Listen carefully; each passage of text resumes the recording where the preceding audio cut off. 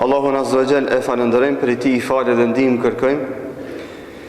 Salavatet dhe selamet I dërgojmë Muhammedit sallallahu alaihi wasallam, familjes së tij të ndershme, shokëve të tij fesnik dhe gjithë pasuesve të rrugës së tij deri në ditën e gjykimit.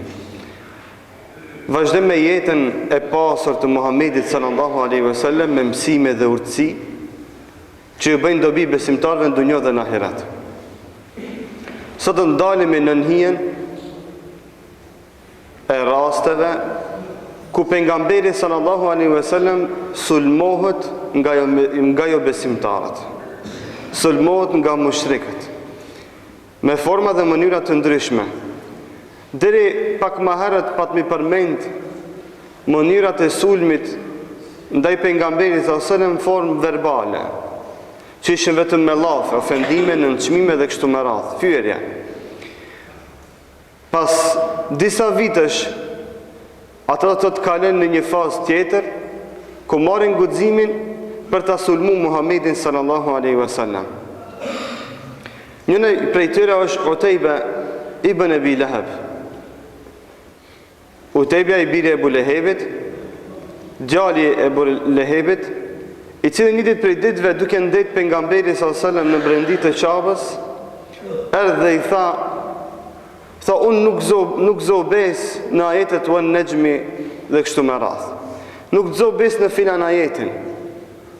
Pejgamberi sallallahu alaihi wasallam nuk ju përgjigj, si tha asgjë, sepse ai asnjëherë nuk kishte urdhëruar dikant që të beson në diçka me dhunë, me zor.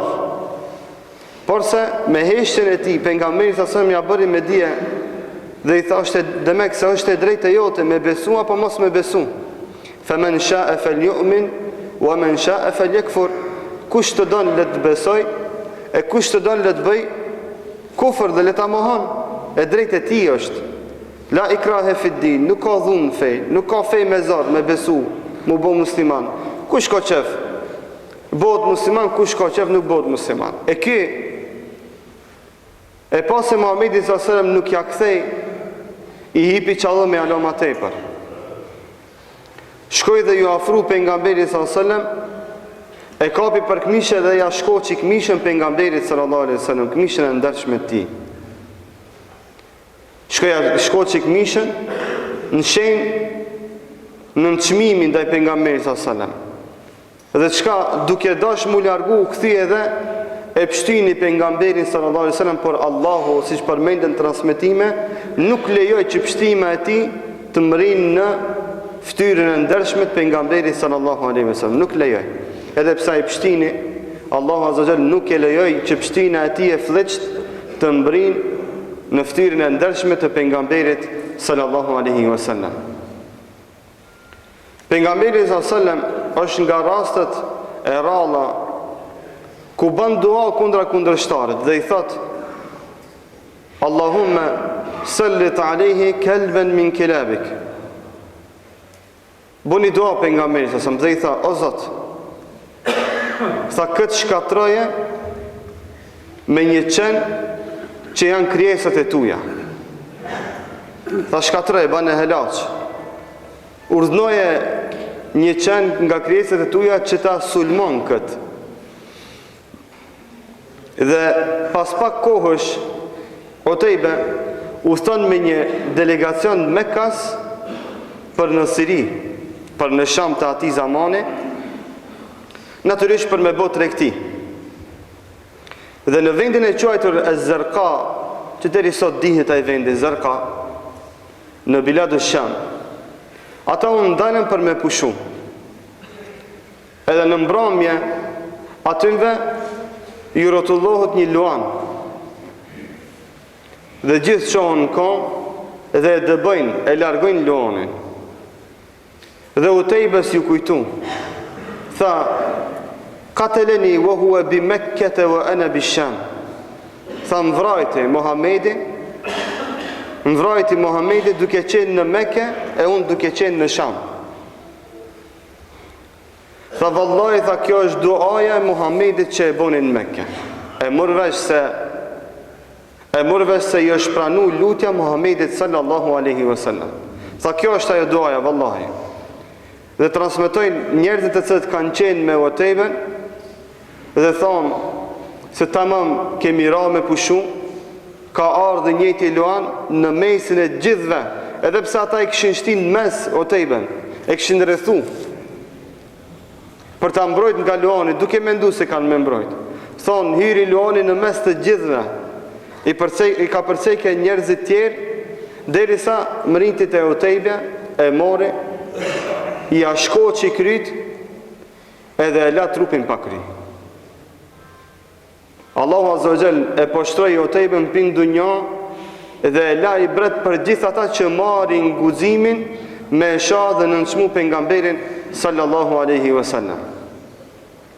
Dhe kjo është ligji i Allahut për çdo kënd i cili merr guximin me sha Muhammedin sallallahu alaihi wasallam. Qoftë me fjalë, qoftë me gjeste, qoftë duke nënçmu sunnetin e tij, veprimet e tija, fjalët e tija, çfarëdo që është mënyra që dikush mundohet me ofendu Muhammedin sallallahu alaihi wasallam, fundin e ka kështu. Këto raste janë përsërit në histori. Rasti i njëjtë, rastet njëjta të tilla të kësaj natyre përmenden edhe në Ndëlus, nga njerëzit jo besimtarë të cilët kanë marrë guximin me fy pejgamberin sallallahu alaihi wasallam. Njëjtë raste përmendet se qend e kanë sulmu atë person dhe e kanë shkatru. Dhe deri me ditën e sodit, çdo kush i cili ka marrë një guxim të tillë, Allahu Azza wa Jall ka urdhëruar ndonjë nga krijesat e tija që atë njeri me shkatru. Atë njeri me shkatru. E njëjta siç përmendin me djumet e ndryshme, e njëjta ndodhi dhe me njerëzit, me piktorët, të cilët morën guximin me utall me personalitetin e pejgamberit sallallahu alajhi wasallam në Danimark. Para pak vitesh ndodhi kjo. Përmendet se vdekja e disa prej përkrahasve të këtij veprimi është vdekja do thotë e pasqaruar deri në ditën e sodit. I kanë gjetë vdekna për shtëpiat e veta. Çka çu ishtek askush se din. Dhe Allahu Azza wa Jall e kalon ligj të tij që ta mbrojë pejgamberin e tij deri në kiamet. E ka mbrojtur duke qenë i gjallë nga Utejbeja dhe të ngjashmit, dhe do ta mbron edhe pas vdekjes së tij deri në kiamet personalitetin e tij, fjalët e tija, veprimet e tija, thotë do ta mbron pejgamberin sallallahu alajhi wasallam dhe sunnetin e tij me ulemat, me dietarët, me hoxhallarët, me njerëzit e mirë devotshëm, por do ta mbrojë këtë burr të madh dhe këtë personalitet të madh edhe me krijesat e ndryshme që Allahu i ka kriju, dhe ai kur don dhe si don i urdhnon që t'i dalin në mbrojtje Muhammedit sallallahu alaihi wasallam. Uqba ibn Mu'ayt, kur e shef veprimin e Utejbes, më njëherë pak kohë shkon dhe duke qenë pejgamberi sallallahu alajhi wasallam në sejdë, çka ja shkel kryt pejgamberit sallallahu alajhi wasallam, ja vendon komën e tij të papastër mbi qafën e pastër të ndershme të Muhamedit sallallahu alajhi wasallam, duke qenë në sejdë. Dhe gati se janë ndali frymën Muhamedit sallallahu alaihi wasallam. Edhe këtu përmendet ndërhyrja e Abu Bekrit radhiyallahu anhu. Njëri nga rastet ku Abu Bekri radhiyallahu anhu ndërhyn dhe i tha: "E taqtulu rajulan qala rabbi Allah?" Tha: "Do me vrojë një njeri i cili vetëm ka thonë Zoti im është Allahu?" Tha: "Për këtë do me vrojë pse ka thonë ky njeri se Zoti im është Allahu?" Si guxon? Dhe Abu Bekri radhiyallahu anhu i doli në mbrojtje Muhamedit sallallahu alaihi wasallam dhe largoi këtë zullumçar nga zullumi i tij. Atë që du me përmendur, që du të me pas kujdes të veçantë, është se kur përmendet emri pejgamber Muhammed Rasulullah sallallahu alaihi wasallam, kemi kujdes llafin që kena me ndëgju për atë, si kena me pranu dhe çfarë fjalë do të flasim për ato llafe. Të kemi kujdes nga fjalët e xahilietit. Të kemi kujdes nga fjalët edhe në qofshin ato metalle. Na shpeshherë duke bo shaka, duke u tallë nuk i dim kufin të shakas. Dhe mendojmë se ban me bo pak shaka edhe me diçka që është e pejgamberit sallallahu alaihi wasallam. Me ndonjë veprim, me ndonjë ibadet dhe kështu me radhë, zguxon. Kur thotë dikush se unë e bëj këtë pse ka bo pejgamberi sallallahu alaihi wasallam, nëse mundesh me praktiku, Allahu shpërblet, praktikoje. S'mundesh, s'paku hesht. Mos u tall me te. Mos gabon me lut me te se vallahi helal që shkatrimi i Allahut të vjen ka se kujton. Mos në dunjo në ahiret sigurt. Nuk t'ik në ahiret. Për kesha kulemaja kanë thonë, nga besimi i ehli sunnetit është se ai që talët me një sunnet, që lumë, që në përkomb një sunnet e pejgamberit sasëm ka dalë prej fesë. Pse? Pse ka prish kontratën me Zotin e vetë, kur ka thonë, eshhedu en la ilahe illallah, wa eshhedu enne Muhammeden Rasulullah. Që ki thonë Zotit, ki thonë besë Allahot, se beson se pejgamberi sasëm është rab dhe i dërguar i Allahot. Që ki thonë besën tënde, fjallën tënde, ke dëshmu se Muhamedi sasëm nuk ma janë të kuanil hewa, ai nuk flet nga hamendja. Muhamedi sasëm nuk flet, nuk folë si amer mendja ati, për çdo laf që e ka vahi, e ka shpallje për Rabbul Aleminit, që të zguzon në asnjë moment, në asnjë çast, me marrë guximin me thonë diçka të kundërtën, me atë që e ka thonë Muhamedi sasëm, apo yadhin billah, mu tallë me sunetin e pejgamberit sallallahu alaihi wasallam. Nëse dikujt i ndodh një gjë e tillë, duhet bëhet tybe sa më shpejt. Dhe nëse na dikam e shohim duke bëu kështu, s'ban me apo qefin dhe me kesh me te.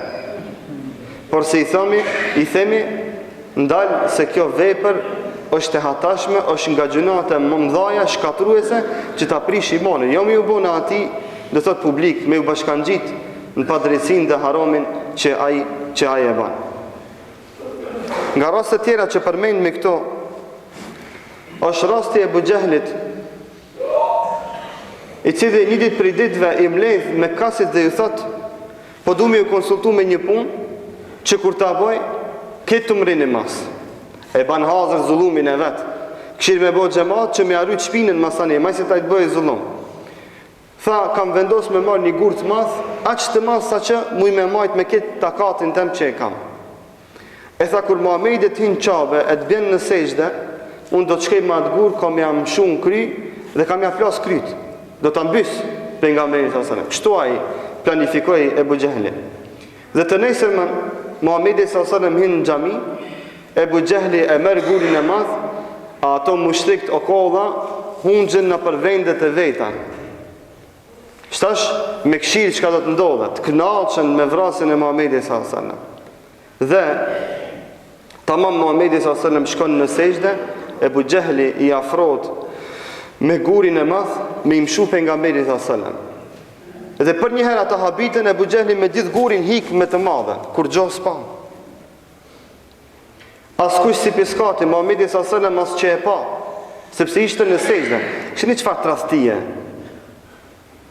këshini qëfar hilen, sejdë duke qenë. Kështu janë qufar të vllazni. Në sejdë duke qenë ti, ta ma me këthen shpinin a i vjende dhe ta ban sherin. Edhe kështu do t'jenë deri në kiamet. Mos beserin palavrat e rrejshme, në fjalimet të cilët fjalime janë të pavërteta, jo të sinqerta, që janë fjalime vetëm sa për televizor, se qashtu një me janë qufart. Kur s'kan mu bo me neve tamam dhe rahat, deri sa na të bo mu qufar si ata. Për deri sa na jemi musliman, ata jo musliman, vallaj na të ditë ban plan, a i si me të angull thikën më shpine, në gjuhën popullore tonë si e themi. Kështu janë konë, kështu do t'jenë ata.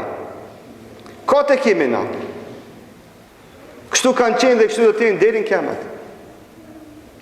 Dhe ata i thanë, oj Abu Jahli, pse hike, çka u bon? Tha, vallahi, dhe tamam ndoshta me jam shumë, me ju afru.